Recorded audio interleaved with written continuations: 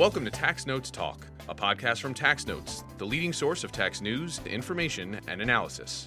Welcome to the podcast. I'm David Stewart, Editor-in-Chief of Tax Notes Today International. This week, disparate tax impacts. Roughly 3/4 of local government funding comes from the property tax, but its revenue-raising potential may have a negative side. Recent scholarship suggests that it has disproportionately affected black homeowners. In his book, The Black Tax, 150 Years of Theft, Exploitation, and Dispossession in America, Andrew Kahrl examines the history of the property tax and its role in perpetuating wealth inequality. This week's episode is part of a series we've been doing on how tax rules affect marginalized groups. We'll include links in the show notes to our previous episodes on the intersection of tax and racial inequality, as well as last week's episode on tax and disability. But now, joining me to talk more about this is Tax Notes historian Joe Thorndike. Joe, welcome back to the podcast. Well, thank you very much for having me.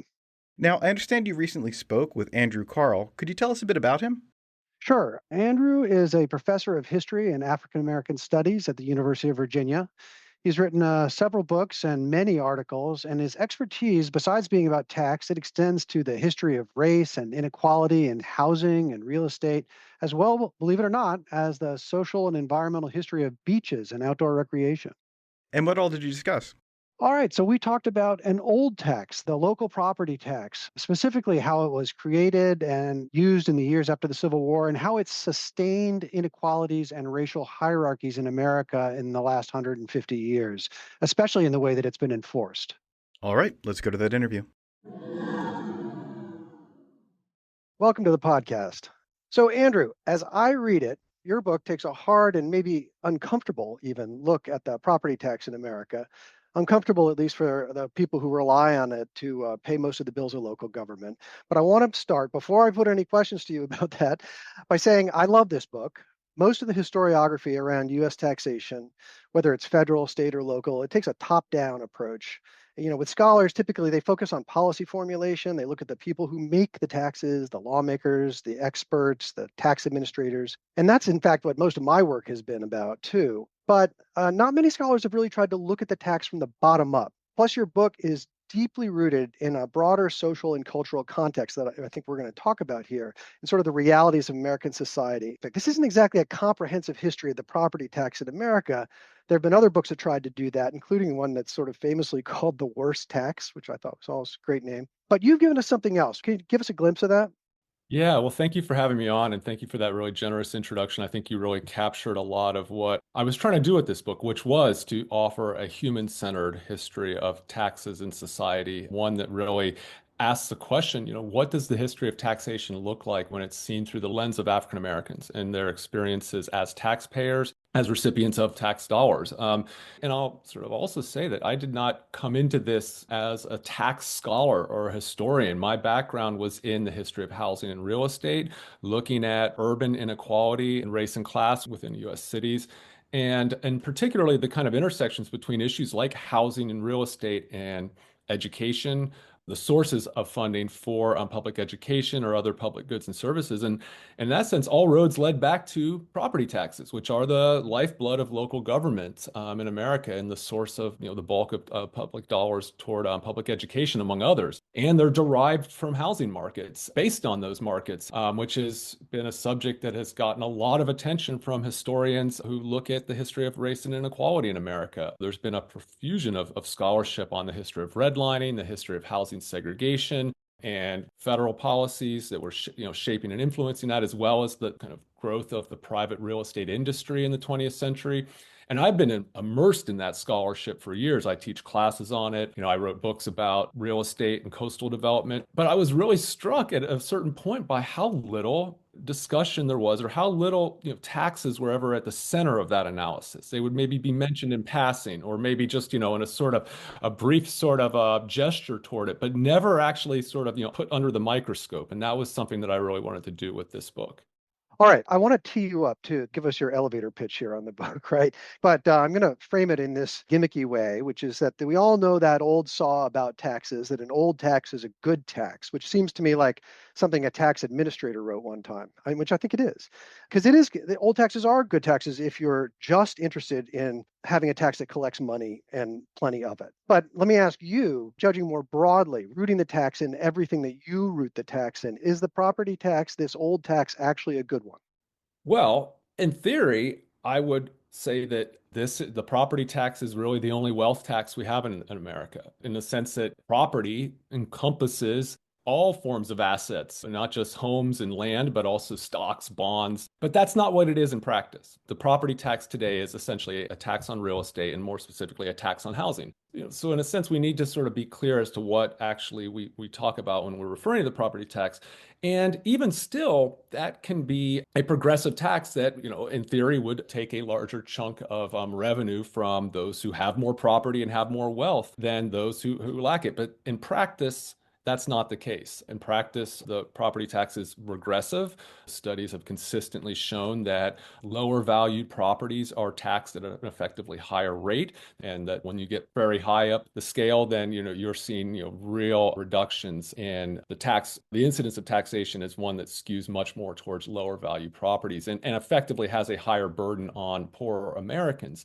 I think a lot of that, and as I show in my book, one of the things I say at the outset is like the most important thing to understand about the local property tax is that it's a local tax. And so much of sort of where my book proceeds from and where I really try to get the reader in the frame of mind of thinking about what this meant for African Americans is thinking about what does it mean when you have this tax that is administered locally and one in which there's great discretionary powers vested within these local administrators and very few checks on those local powers. You have virtually no recourse to the federal courts. If you are a victim of unfair taxation at the local level, there are very few regulations historically and still to this day governing how local tax administrators do their jobs. And as a result, that has made it very susceptible to manipulation and prone to these inequitable results. We know that there is a long history of racism within real estate and housing in America, that African American neighborhoods, Black property owners, like that property is devalued because of race. And that remains the case today. And yet at the same time, we have plenty of work that's been done that shows that lower value properties are assessed higher, meaning that the less valuable your home is on the open market, the higher effective tax rate it's going to be taxed at. And so you put those two together, the fact that Black neighborhoods are worth less because of race and the properties in those areas are devalued, yet they're also taxed higher, that alone turns this regressive tax into a functionally racist tax, an application. And then you combine it with, again, this sort of all these other political factors that shape what ultimately determines who pays what. Where I try to place the focus here is looking at what does this mean, practically speaking, for individuals, for communities, and more broadly for the kind of landscape of inequality in America today. So what I take from that is that Black Americans have been paying too much consistently, systemically, over time. Your book spans 150 years or so. You break it into 5 periods, which we can talk about, but they've been paying too much. That's not the only problem with the tax, right? As I read it, what else is wrong? Where do we begin? I want to make it clear to your listeners here. I am not coming at this as someone who's like sort of anti-tax in the slightest. And I don't want my arguments here to be in some way sort of misinterpreted as some kind of libertarian call that taxes are theft and all and that and the like. In fact, no, I believe strongly that we need to have sources of revenue to fund the vast needs that we have as a society. The way I sort of look at it is like, are those burdens and are those obligations being fairly distributed? And ultimately, are they actually addressing or actually worsening the very problems that public spending is aimed to tackle? There's kind of the two things that really got me into this project that I think are ones that are two big takeaways for readers who maybe aren't familiar with some of these issues with local tax administration. Is one, which we just discussed, was the fact that historically and still to this day, African American property owners and neighborhoods, so including, again, folks who don't pay property taxes directly but pay that through their rents, are overassessed relative to value. That was the case in the Jim Crow era, where my story begins. It remains the case to this day. So I look at kind of the causes of this. Why do we continue to see these assessments being unfairly administered? or structurally unequal in the case of much today, but also the enforcement side, which I really shine a light on, the ways in which property tax delinquency, the laws, statutes, and procedures that govern property tax delinquency have opened up this entire sort of set of inequitable practices and downright predatory practices that have been unleashed by these procedures that states follow. So just to be specific here, I mean, in the majority of U.S. states, if you don't pay your property taxes on time, wherever you live, a lien will be placed on your property.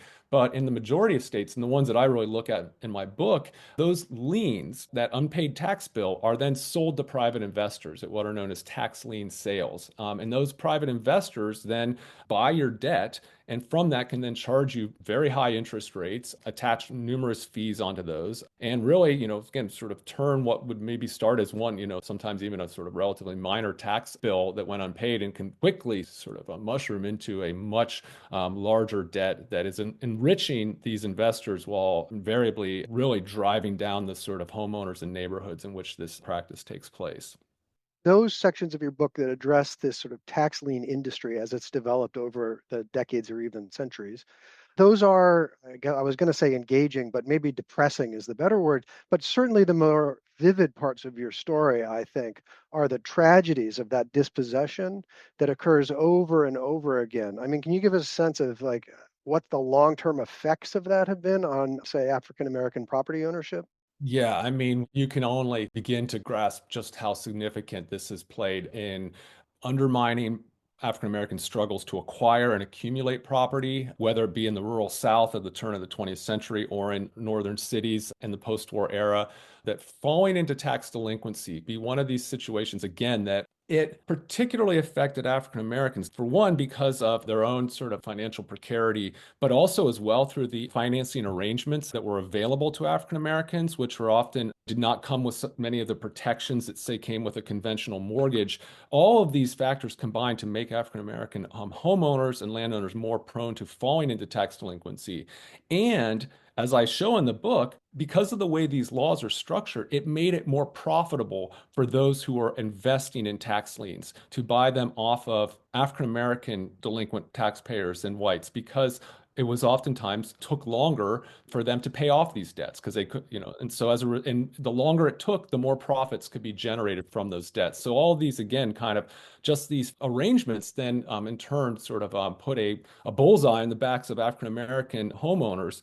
And not just exclusively them. I mean, this, again, I think, my book focuses and looks at this through the lens of African Americans, but it is not to say that many of these practices were not also affecting white Americans, affecting many different folks. In fact, I hope that one thing my book does is, help inspires others to sort of look at this in sort of other contexts and within other groups. But to give you a sense here, I mean, one thing we know is that there was a sharp decline in Black land ownership over the 20th century. I mean, really one of the sort of more remarkable stories of the post-Civil War and post-Reconstruction era was the fact that in spite of not getting any assistance from the federal government and doing so in the face of hostility and opposition and treachery at every stage, African Americans accumulated upwards of 16 million acres of land in the 50 years after the Civil War.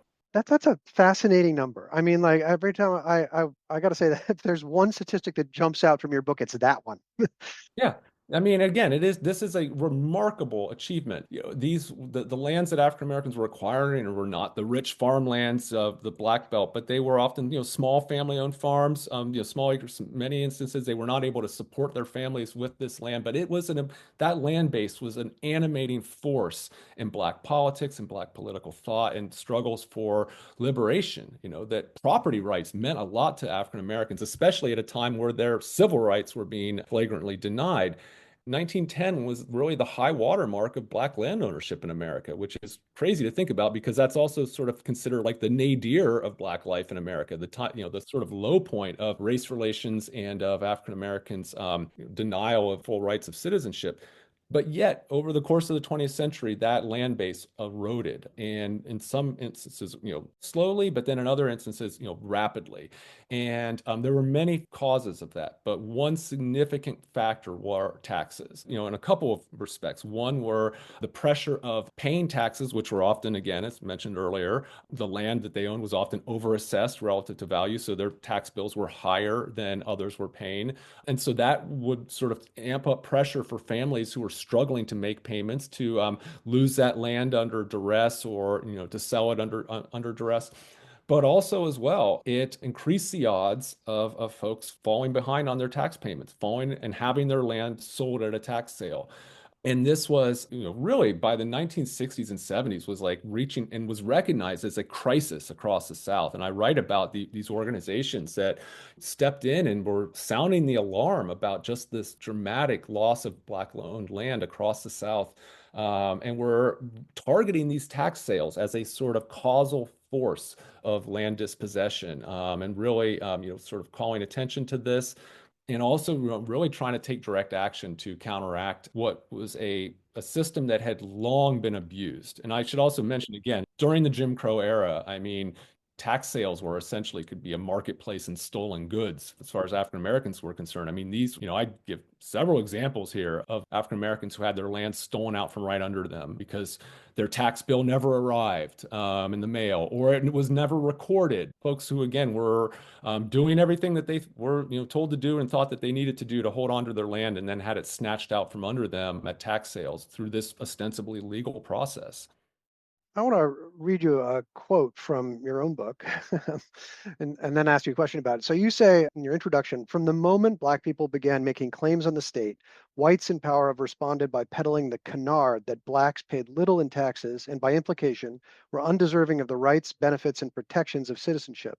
So I was immediately fascinated by this because I'm very interested in notions of fiscal citizenship, which I interpret to mean sort of the collection of rights and responsibilities that tie an individual to the state and the state back to the individual. But it strikes me that your story is about an effort to exclude people from the notion of fiscal citizenship. Am I reading that right? Absolutely. And I should also say, I mean, this, in that respect, my work really builds on the pioneering scholarship of Camille Walsh. Her book, Racial Taxation, I'd highly recommend to your listeners. But yeah, absolutely. I mean, key to Jim Crow as a governing system was the erasure of Black people as full citizens, which meant erasing them as taxpayers. And I sort of, lay out here the ways in which the kind of erasure of African Americans as taxpayers became the sort of justification for all manner of exclusions and deprivations that we associate with the era of segregation in America. It wasn't just the segregation of white and Black school children. It was, the paltry spending that was devoted toward African American public education. It wasn't just the fact that African Americans couldn't drink from white, water fountains. It was the fact that cities and towns wouldn't put water mains in Black neighborhoods, wouldn't extend paved streets into Black neighborhoods. All these things that tax dollars were being spent on were not being spent on African Americans anywhere closely approximating, a sort of equitable manner.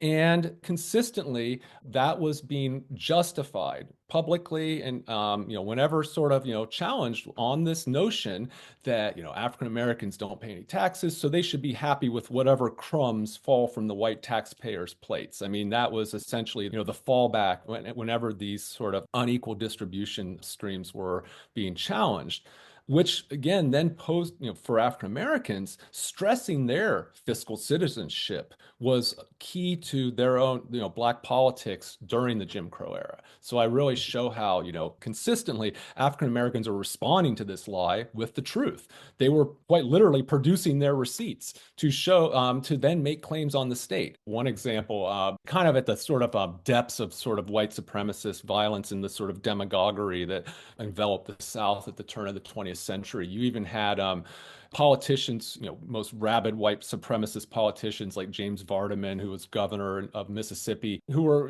out in the campaign stump saying, like, let's segregate tax revenues entirely so that Black folks only get the tax dollars that they contribute directly, and that, and they, use this as a way to sort of appeal to white voters by saying, like, you don't have to worry, we're not going to take any of your tax dollars and spend them on African Americans, and Black groups responded to this by saying, okay, well, let's see what happens if we did do that. And there was a study that was actually done by a white educator in North Carolina who showed that if you actually did do that, African Americans would be owed money because they were actually subsidizing white education throughout the South, significantly, not just in like directly in, like, if you actually did look at the sort of per capita tax contributions of African Americans, they were actually, heavily subsidizing white schools because of the ways that these tax dollars were being sort of, redirected.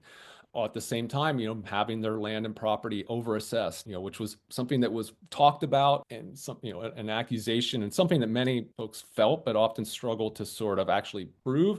But I went in and looked at, in Virginia, like many southern states, they actually segregated their tax books by racial lines, and you can add up the numbers and see that, yeah, like an acre of Black-owned land was being, systematically overassessed relative to white-owned acres of land.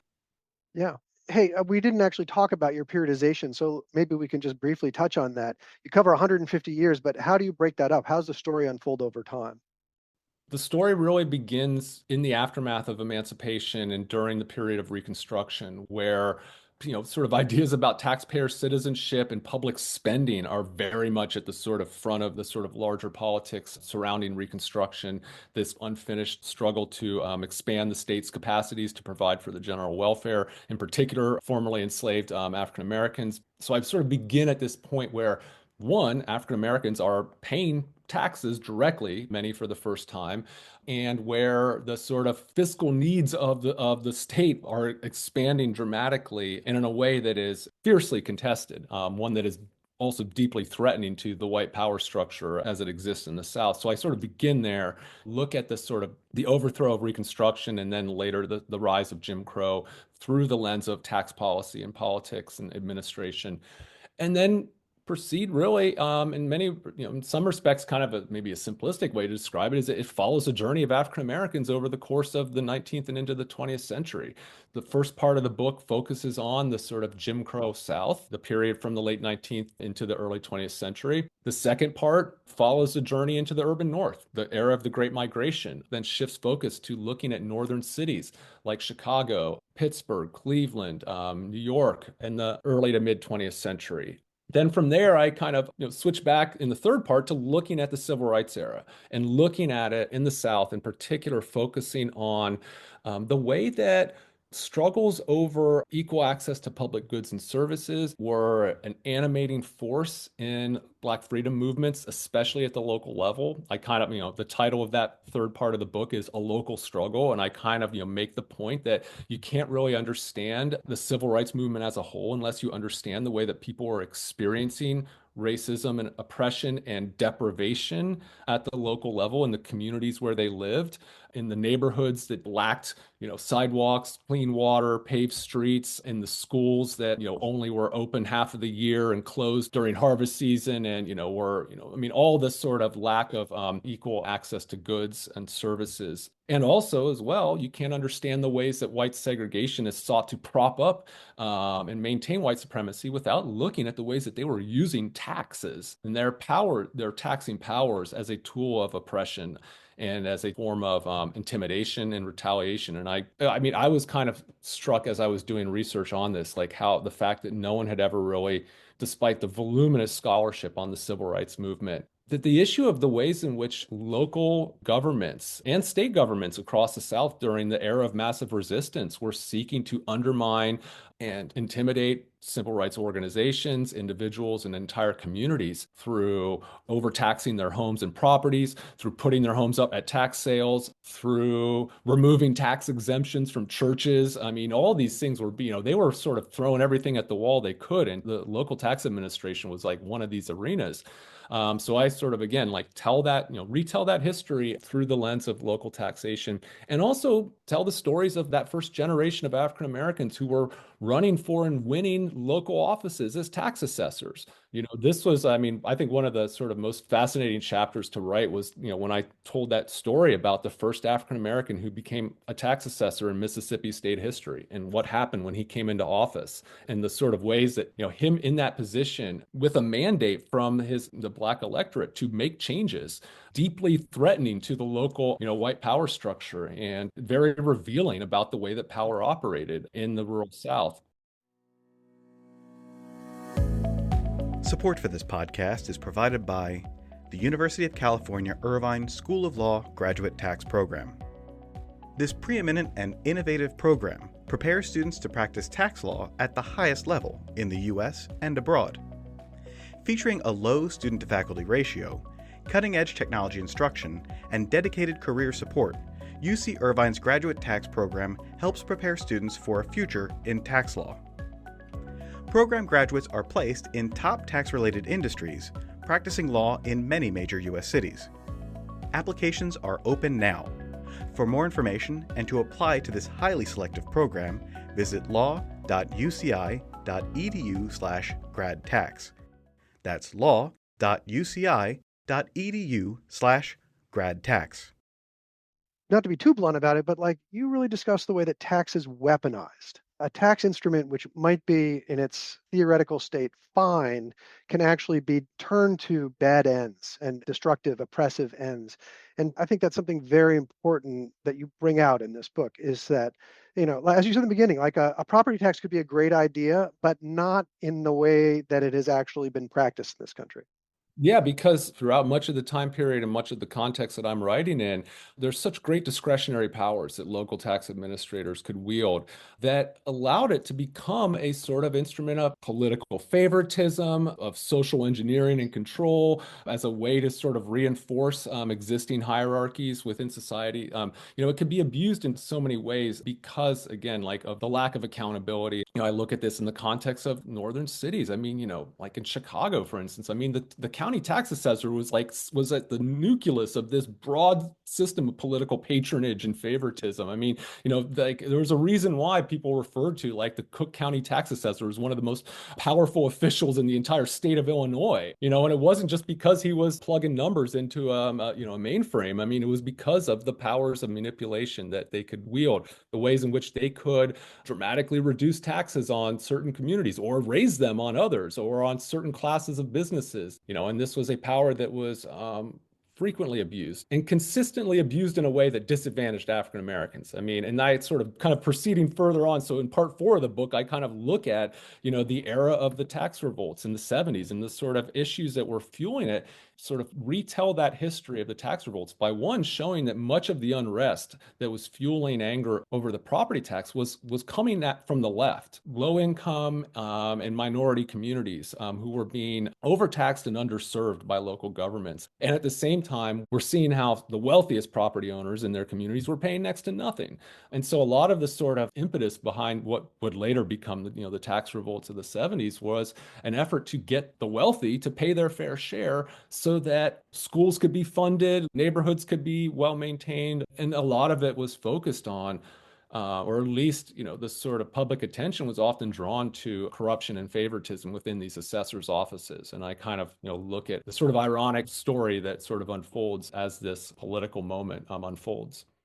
One of the points that I think you make in the book that I found very interesting is you kind of describe the local tax system as a trap for localities so that you end up with this apparent irony that even in cities with Black political leadership, they aren't really able to escape that. Can you tell us a little more about that?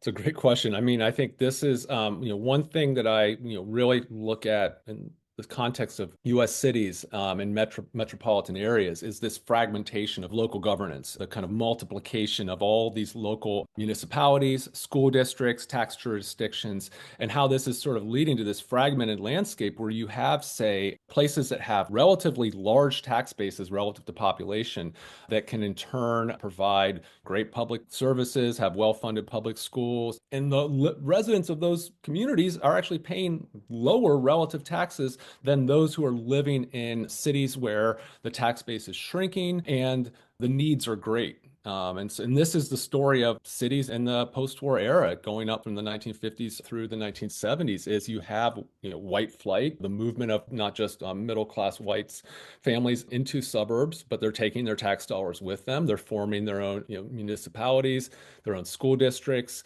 They're pulling up the drawbridge once they get there through excluding African Americans and the poor from being able to live in these communities through various exclusionary tactics. So they're creating these sort of tax havens, and businesses and industries are also migrating out of central cities, or they're using the threat of doing so to get dramatic reductions in their tax obligations.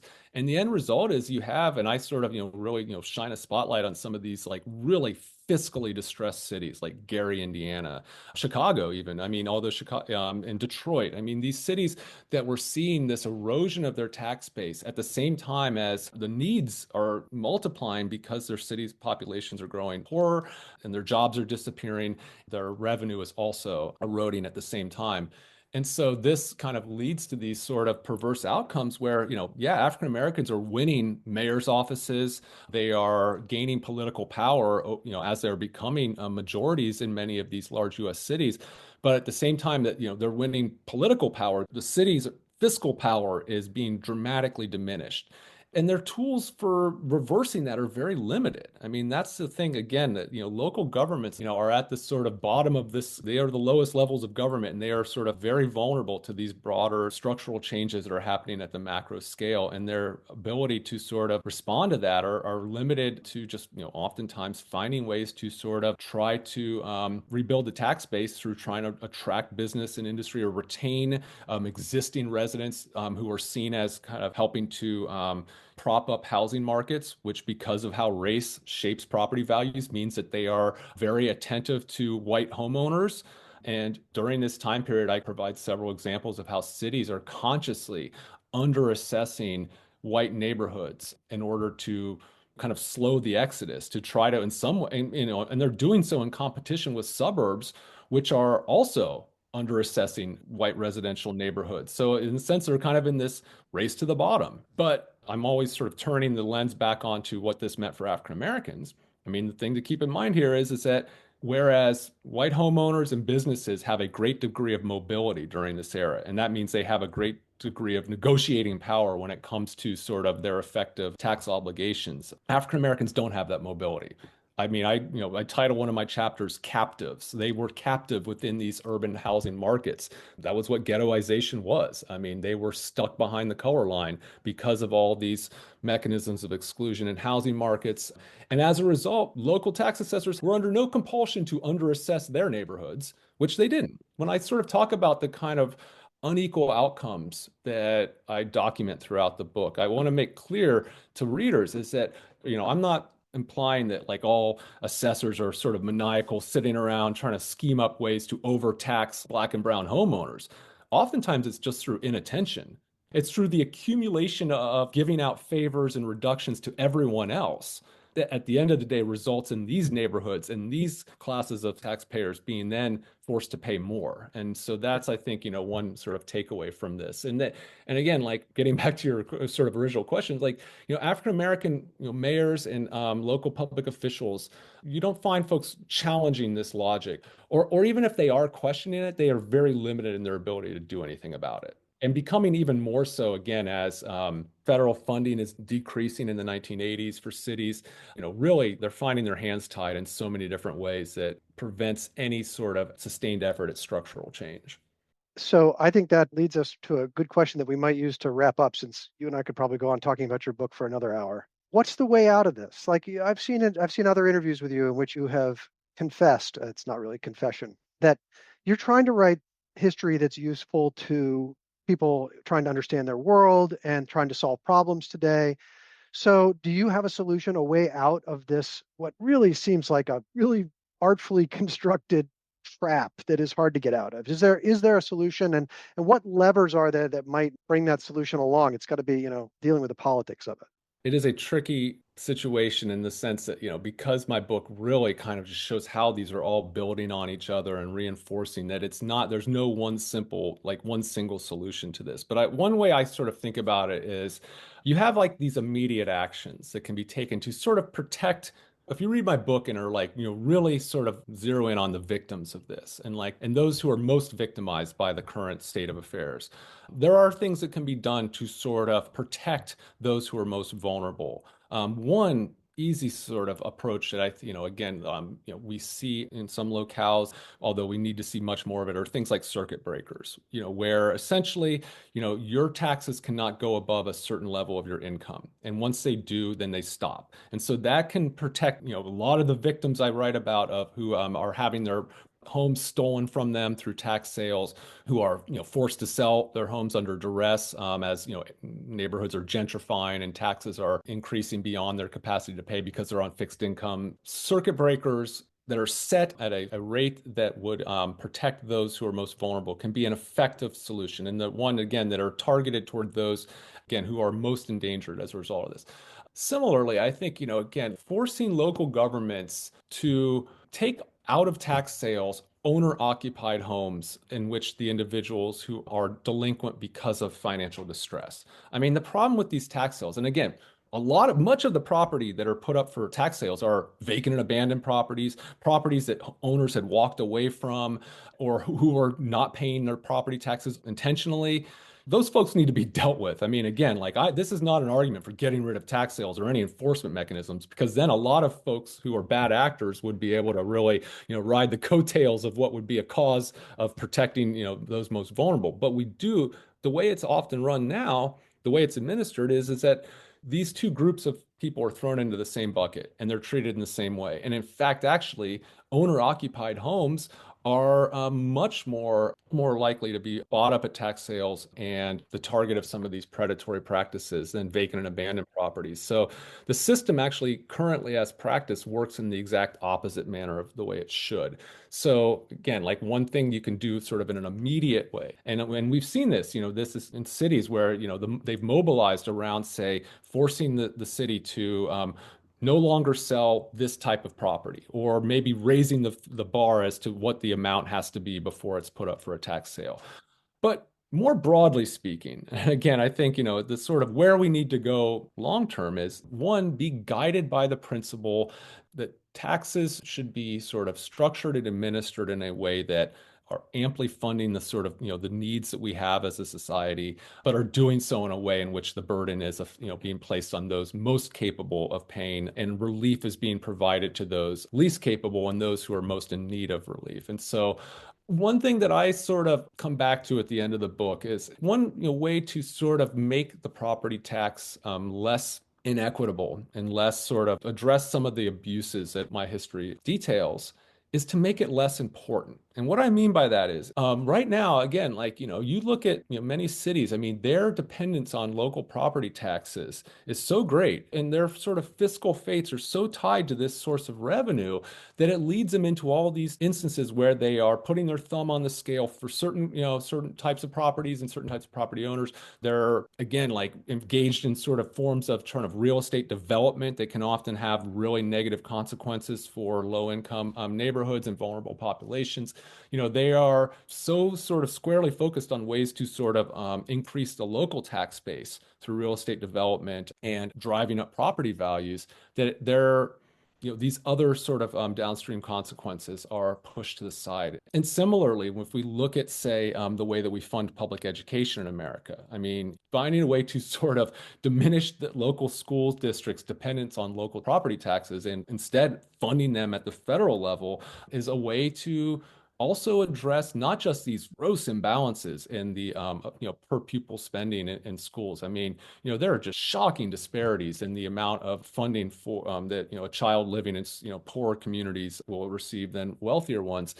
That's a problem that no individual locality alone can solve. It requires action at the national level. It requires tapping into the collective wealth we have as a nation, as opposed to sort of having it devolve down to these local units of government whose lines are drawn in ways to lock in wealth in certain places and to lock out others. But I say that in the context of where we're at right now, where we are seeing a federal government that is running, in the exact opposite direction and abusing its own sort of fiscal powers in very disturbing ways. I think, this is an argument I make in terms of thinking about sort of where we want to head as opposed to where we can actually realistically be today. And I think, maybe as a historian, I'm playing the long game here. I'm not in any way thinking that, calling for a set of policy actions today, but maybe just getting us to think about what this structure does and sort of where it leads us and what sort of ways we might want to sort of think about building a new one. Well, that seems completely reasonable to me because, like as you say, you may be thinking the long game, but politics is a really short game too. There can be big swings very quickly. And I think also another thing that I hope this book will do is it will make us much more attentive to the powers that these local offices have. I mean, one thing that I talk about in one of the last chapters of the book is in Chicago in 2017, after it was revealed that the county assessor was still, after numerous sort of scandals, was still overassessing Black and brown neighborhoods. And it just so happened to be an election year. And really, for the first time in anyone's memory, folks poured out and voted in this assessor's election and kicked out the incumbent, a person who was well ensconced within the Democratic Party machine, and elected a reformer. Many readers will pick up this book and not be aware of the fact that, in most parts of the country, tax assessors are elected officials. Like, we vote for these folks in many instances, or they're appointed by people who we vote for. In most places, these offices, they run unopposed. I think most people would struggle to name who their tax assessor is. We need to pay attention to local government, because I think, if there's anything that we take away from this book, it's like there's a lot of power being wielded in these very obscure, lower level channels of government that we would be wise to sort of pay closer attention to. And I think that's a great way for us to end. Politics matters, especially at the local level, and it matters for individual voters. And in very specific financial terms, it matters, as you demonstrate in the book. So, hey, I just want to thank you. This has been an awesome conversation. As I said, I love this book. I can't recommend it highly enough. Thank you for being with us today. Well, this was really fun talking with you, and I really appreciate you having me on. So thanks so much.